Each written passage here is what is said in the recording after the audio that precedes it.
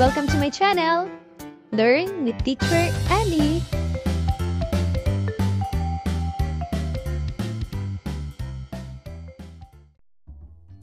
Matatag Curriculum, GMRC, Grade 1, Quarter 3, Week 4. At ang ating tatalakayin ay tungkol sa pagtugon sa pangangailangan ng kapwa. Pamantayang pangnilalaman, natututuhan ng mag-aaral ang pag-unawa sa pagtugon sa pangangailangan ng kapwa. Pamantayan sa pagganap, na isasagawa ng mag-aaral ang mga gawain na tumutugon sa pangangailangan ng kapwa na nagpapakita ng pagiging mapagbigay. Kasanayang pampagkatuto, na ipakikita ang pagiging mapagbigay sa pamamagitan ng kusang loob na pagbabahagi ng anumang mayroon siya. Una, nakakikilala ng mga paraan ng pagtugon sa pangangailangan ng kapwa. Pangalawa, naiuugnay na ang pagtugon sa pangangailangan ng kapwa ay bahagi ng kanyang mabuting gawain bilang bata. At pangatlo, na ilalapat ang mga gawain na tumutugon sa pangangailangan ng kapwa. Simulan na natin mga bata. Day 1. Natutukoy ang mga paraan ng pagtugon sa pangangailangan ng kapwa. Narito ang isang panimulang gawain. Pagmasdan ang mga larawan. Ano ang mararamdaman mo sa mga sumusunod na sitwasyon?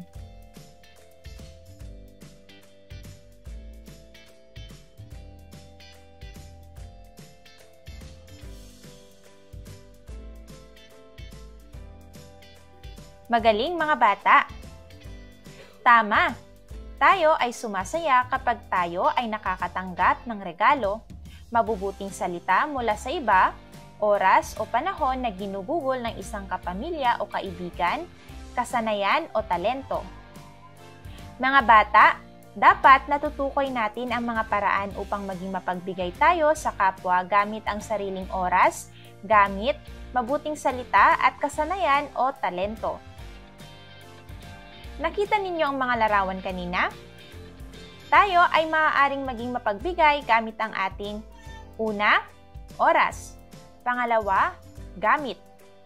Pangatlo, mabuting salita. At pang-apat, kasanayan o talento. Ngayong linggo, ating pag-aaralan ang pagiging mapagbigay sa kapwa at pamilya. Ngayon ay sagutin ang tanong. Magbigay ng 3 paraan para maipakita ang pagiging mapagbigay.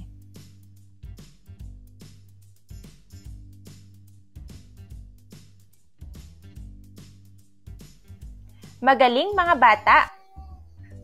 Ating talakayin ang pagtugon sa pangangailangan ng kapwa. Ngayon ay tumula tayo. Handa na ba kayo? Pinagpapala ang mapagbigay ni John D. Garcia. Masipag at mapagbigay si Lino. Tumutulong siya gamit ang puso. Nagbibigay ng pagkain at laruan. Sa mga batang nangangailangan, puso niya ay puno ng pagmamahal, kaya patuloy na pinagpapala ng may kapal. Ngayon ay sagutin natin ang mga tanong. Una, ano ang mga mabubuting kaugalian ni Lino?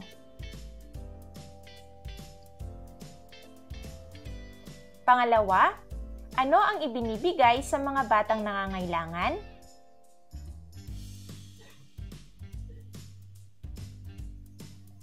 Pangatlo, bakit patuloy na pinagpapala si Lino?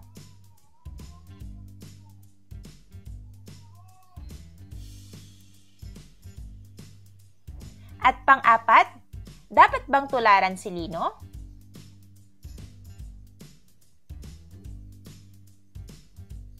Magaling mga bata! Ngayon ay tukuyin kung taglay ng mga larawan ang pagiging mapagbigay gamit ang sariling oras, gamit, mabuting salita at kasanayan o talento. Isulat ang check o X.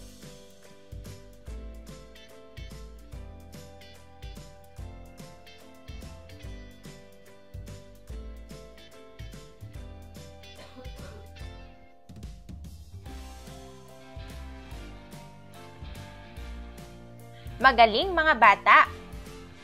Ngayon naman ay basahin ang mga sumusunod na sitwasyon at sagutin kung ano ang nararapat nilang gawin o sabihin. Una, walang pangkulay ang kaklase mo. Ano ang gagawin mo?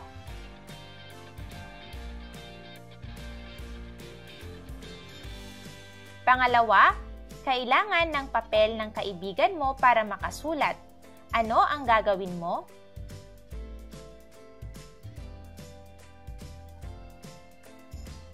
Pangatlo, nakita mo na maayos at makintab ang buhok ng iyong kapatid. Ano ang sasabihin mo?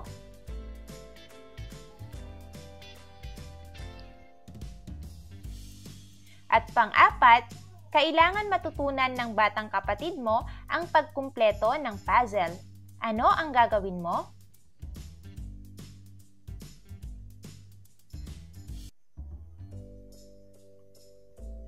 Magaling mga bata!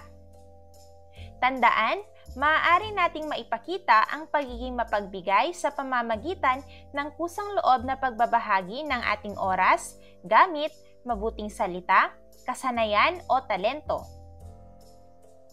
Ngayon ay basahin natin ng sabay-sabay ang mga sumusunod. Natutukoy ko ang mga paraan upang maging mapagbigay sa kapwa at pamilya gamit ang sariling oras, gamit, mabuting salita, at kasanayan o talento. Ngayon naman ay bilugan ang opo kung ang pahayag ay nagsasaad ng pagiging mapagbigay at hindi kung ang pahayag ay hindi naman nagsasaad ng mapagbigay.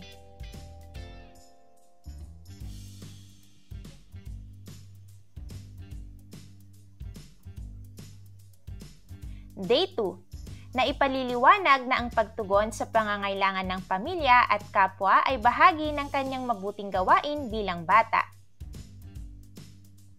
Para sa iyo, ano ang ibig sabihin ng salitang mapagbigay?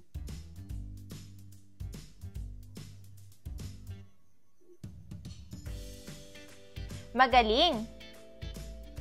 Ngayon mga bata, maglaro tayo. Handa na ba kayo? Ngayon ay punan ng nawawalang letra ang sumusunod para mabuo ang mga salita.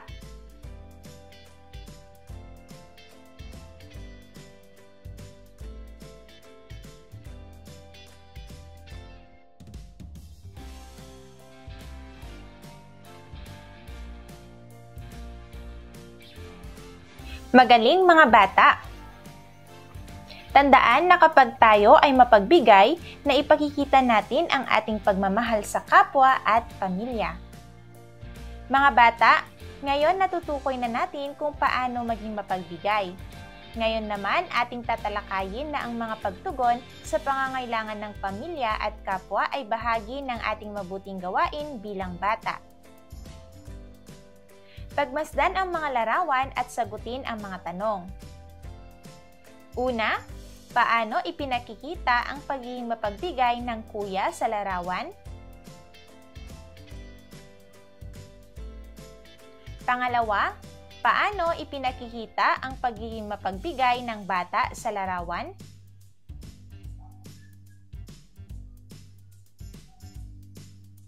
Pangatlo, ipinakikita ba ang pagiging mapagbigay ng batang kumakain?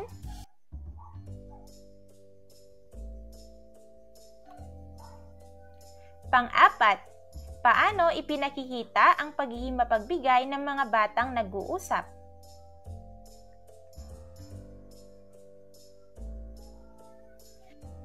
At panglima, paano ipinakikita ang pagiging mapagbigay ng mga bata na may dala ng lumang gamit at laruan? Magaling! Narito ang gawaing pag-unawa sa mga susing salita o parirala.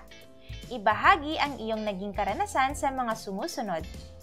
Una, naranasan na ba ninyong tumulong sa inyong kapwa?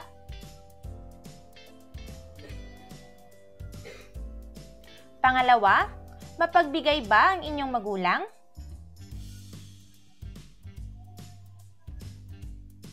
Pangatlo, ano ang naramdaman ninyo noong tinulungan mo ang iyong kaibigan o kapamilya?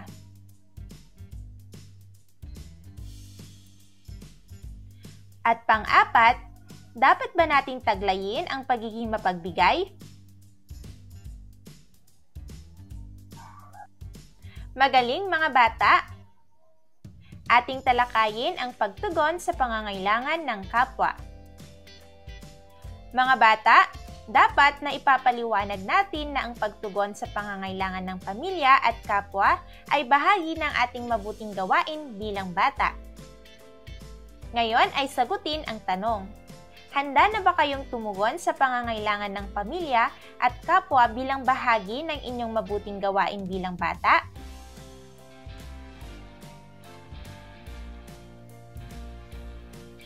Magaling!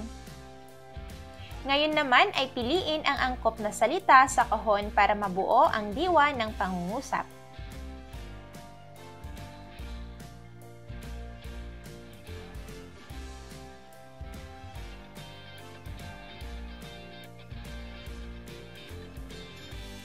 Magaling! Mga bata, magbasa tayo. Handa na ba kayo? Ang ating babasahin ay pinamagatang Si Mara Mapagbigay. Si Mara ang pinakamataas na giraffe sa buong kagubatan. Mahal niya ang kanyang mga kaibigan, lalo na sina Leo ang leon at si Luna ang elepante. Isang araw, naglalakad si Mara patungo sa ilog upang uminom ng tubig. Nakita niya si Leo na nahihirapang maabot ang mga dahon sa isang mataas na puno. Leo, bakit hindi mo maabot ang mga dahon? Tanong ni Mara. Ang taas kasi ng puno, Mara. Hindi ko maabot ang mga dahon, sagot ni Leo. Agad naman lumapit si Mara sa puno at ginamit ang kanyang mahabang leeg upang kunin ang mga dahon para kay Leo. Tuwang-tuwa si Leo at nagpasalamat kay Mara. Salamat Mara, napakabait mo talaga, sabi ni Leo. Nang sumunod na araw, naglalakad si Mara patungo sa kagubatan nang makita niya si Luna na nahihirapan magdala ng malaking sanga. Luna, bakit hindi mo madala ang sanga? Tanong ni Mara. Ang bigat kasi ng sanga, Mara. Hindi ko kaya, sagot ni Luna. Agad na lumapit si Mara kay Luna at tinulungan siyang magdala ng sanga. Tuwang-tuwa si Luna at nagpasalamat kay Mara. Salamat Mara, napakabuti mo talaga, sabi ni Luna. Palagi namang mapagbigay si Mara dahil alam niyang mas masaya ang buhay kung ibabahagi mo ang iyong mga biyaya sa iba. Kung ako ay kaibigan ni Mara, siguradong masaya at ligtas ako dahil alam kong lagi siyang handang tumulong sa akin. Ngayon mga bata, sagutin ang mga tanong. Una, sino ang mapagbigay na giraffe?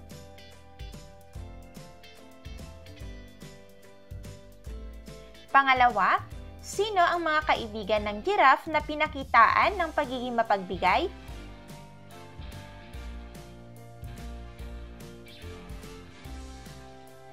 Pangatlo, kailan nagpakita si Mara ng pagiging mapagbigay?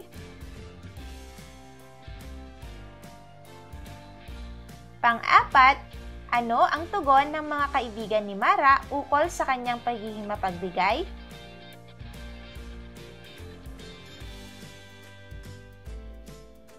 Panglima, bakit mapagbigay si Mara? At pang-anim, ano ang mararamdaman mo kung ikaw ay kaibigan ni Mara? Magaling mga bata! Narito pa ang ilang katanungan. Ano ang iyong magiging reaksyon sa sumusunod na sitwasyon? Una, ano ang gagawin mo kapag kailangan ni nanay ng katulong sa pagsasampay ng damit? Bakit mo kailangan bigyan ng tulong si nanay?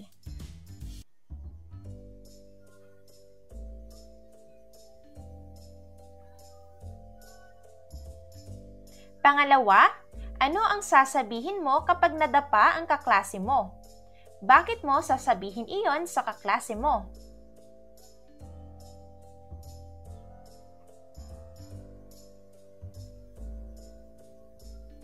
At pangatlo, ano ang ibibigay mo kapag nagugutom ang kaklase mo? Bakit mo ibibigay iyon sa kaklase mo?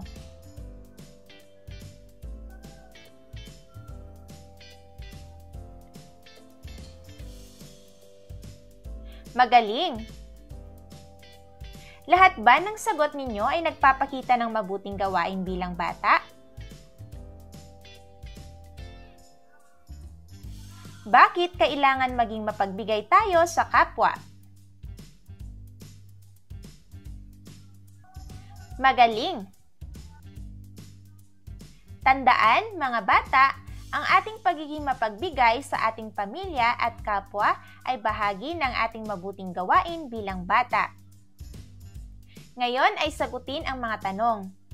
Natatandaan ninyo ba ang ating aralin tungkol sa pagiging matulungin, pagiging magalang at marunong rumispeto katulad ng wastong pagkilos sa puok dalanginan?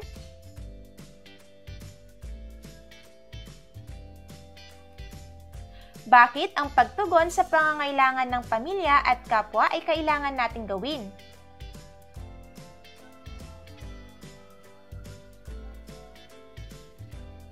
Ngayon naman ay kulayan ang larawan at sagutin ang mga tanong sa ibaba.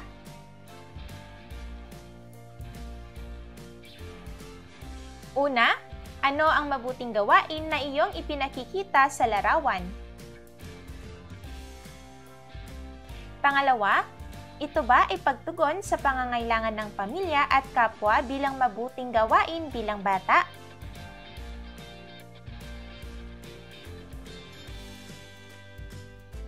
Day 3. Naisa sa kilos ang pagtugon sa pangangailangan ng kapwa gamit ang iba't ibang paraan katulad ng pagbigay ng gamit, ng sariling oras, paggamit ng mabuting salita, at kasanayan o talento. Kapag tayo ay mapagbigay, naipapakita natin ang ating pagmamahal sa kapwa at pamilya. Ngayon mga bata, maglaro tayo. Handa na ba kayo?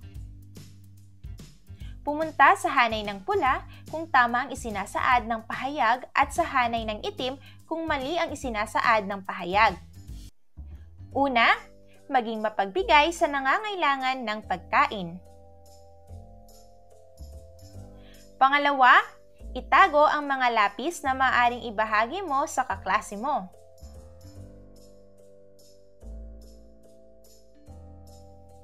Pangatlo, maging mapagbigay sa kaklase na nangangailangan ng tulong sa aralin. Pang-apat, maging mapagbigay sa pagsabi ng mabuting salita sa kapwa. At panglima, huwag pansinin ang kaklase mo na walang baon. Magaling! Mga bata, ngayon ay alam na natin ang pagiging mapagbigay ay bahagi ng ating mabuting gawain bilang bata. Ngayon naman ay isakilos natin ang pagiging mapagbigay. Narito ang isang gawain. Ikilos mo. Handa na ba kayo? Una, nagbibigay ng regalo sa kaibigan sa kanyang kaarawan.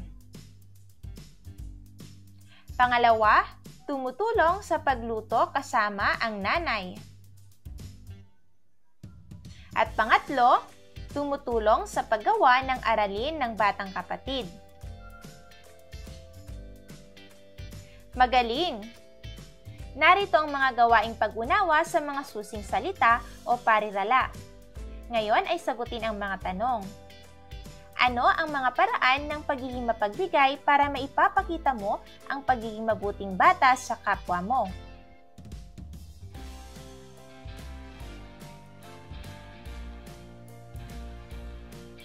Ano kaya ang gagawin mo sa sumusunod na sitwasyon?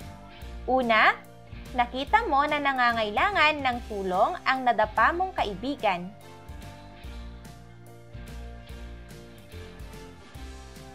Pangalawa, hindi maintindihan ng kaklase mo ang istorya na binasa ng guro.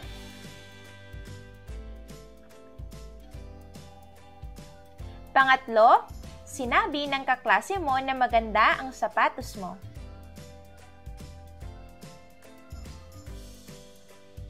Magaling! Ating talakayin ang pagtugon sa pangangailangan ng kapwa. Mga bata, dapat ay naisasakilos natin ang pagtugon sa pangangailangan ng kapwa gamit ang iba't ibang paraan katulad ng pagbigay ng gamit, ng sariling oras, paggamit ng mabuting salita, at kasanayan o talento. Ngayon ay sagutin ang tanong. Una, ano ang gagawin mo kapag nakakita ka ng pulube sa daan? Pangalawa, ano ang sasabihin mo kapag nakita mo na inayos ng kaklase mo ang iyong lamesa?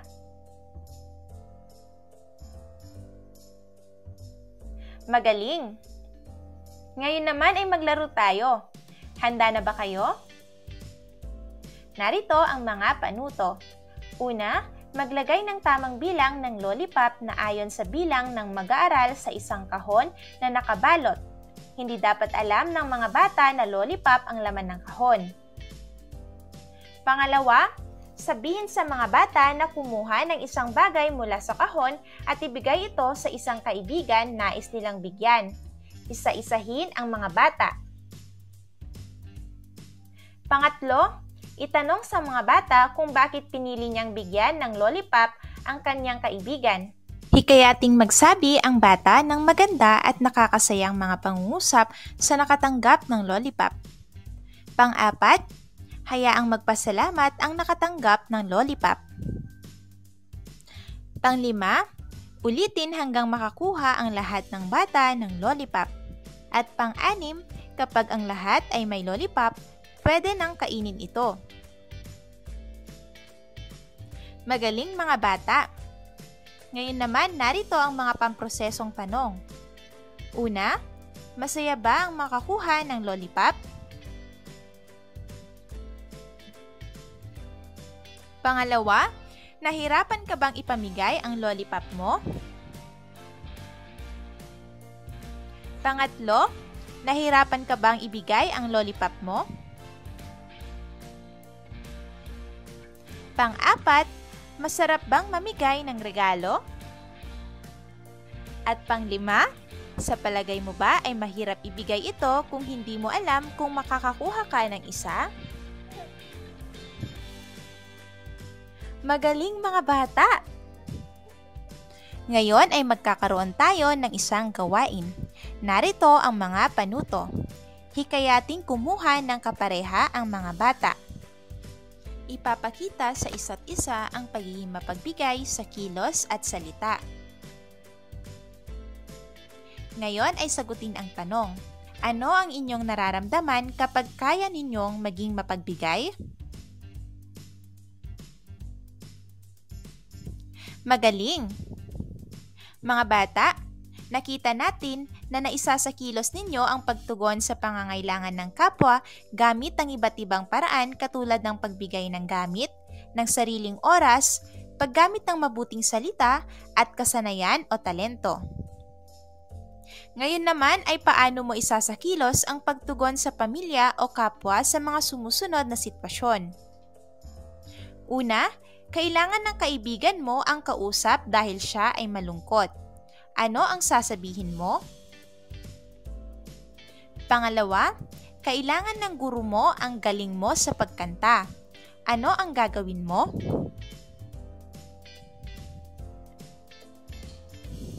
Ngayon ay narito ang isang gawain. Iguhit sa loob ng puso ang mga bagay na maaari mong ibahagi sa pamilya o kapwa mo.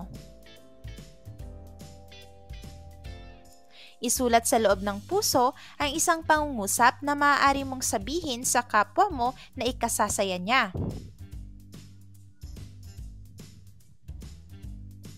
Day 4. Na isasaalang-alang ang kahulugan ng pagiging mapagbigay sa pamilya at sa kapwa. SEL, Responsible Decision Making or Reflecting.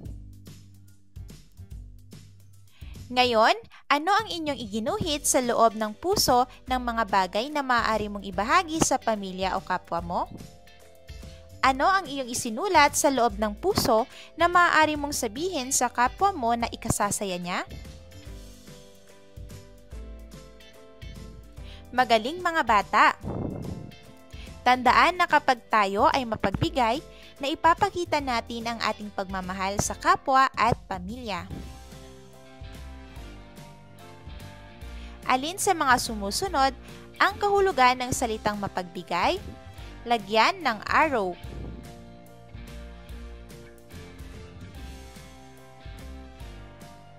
Magaling! Ngayon, ating pagnilay-nilayan kung ano ang kahulugan ng pagiging mapagbigay sa pamilya at kapwa at kung bakit siya mahalaga sa atin.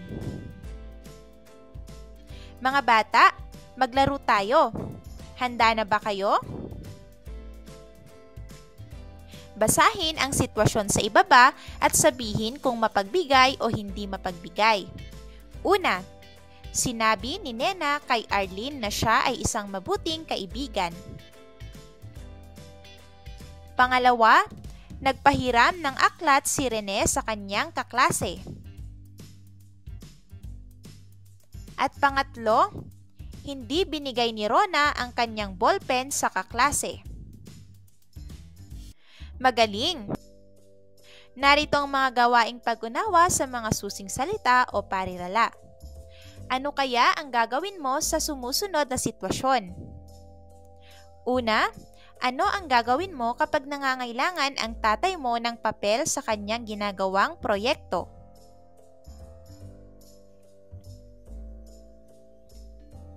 Pangalawa, ano ang gagawin mo kapag kailangan ng guro mo ang isang bata na pupunta sa kantin? Pangatlo, ano ang gagawin mo kapag walang kausap ang isang kaklase mo? Magaling mga bata! Ating talakayin ang pagtugon sa pangangailangan ng kapwa. Mga bata, dapat maintindihan natin kung ano ang kahulugan ng pagiging mapagbigay sa pamilya at kapwa upang ating maisagawa ito. Ngayon ay tukuyin ang kahulugan ng mapagbigay sa gamit sa mga sumusunod na sitwasyon. Una, ibinibigay ni tatay ang lahat ng aming pangangailangan sa pag-aaral. Pangalawa, nagsabi ng pasasalamat ang mga bata pagkatapos gumamit ng palaruan. Pangatlo, naggugol ng oras si nanay upang matapos ang ginagawang proyekto para sa paaralan. Magaling mga bata! Ngayon naman ay sagutin ang tanong. Una, ano ang sinasabi mo kapag ikaw ay nagbibigay sa kapwa? Pangalawa, ano naman ang iyong mararamdaman matapos mong tinulungan ang iyong kaibigan o kapamilya? Magaling! Narito naman ang isang gawain.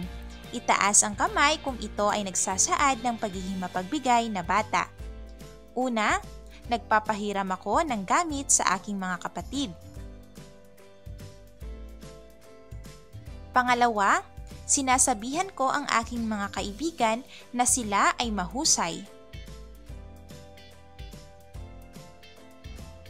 Pangatlo, hinahayaan kong mag-isa ang aking kaklase sa paglalaro. Pang-apat, nagbibigay ako ng oras sa aking kaklase kapag kailangan niya ng tulong. Panglima, hindi ko tinuturuan ng tamang asal ang aking batang kapatid. Magaling mga bata! Ngayon ay sagutin ang mga tanong. Ano ang kahulugan ng pagiging mapagbigay sa pamilya at sa kapwa? Bakit mahalaga na tugunan natin ang pangangailangan ng kapwa at pamilya?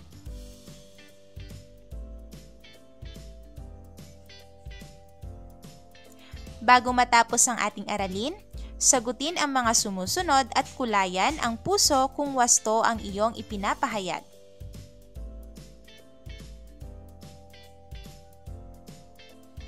Day 5. Ikalawang lagumang pagsusulit.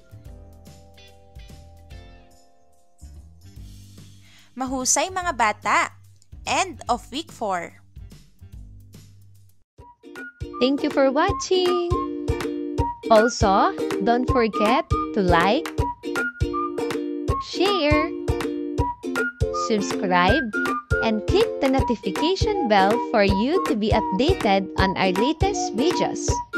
See you on our next lesson. Goodbye!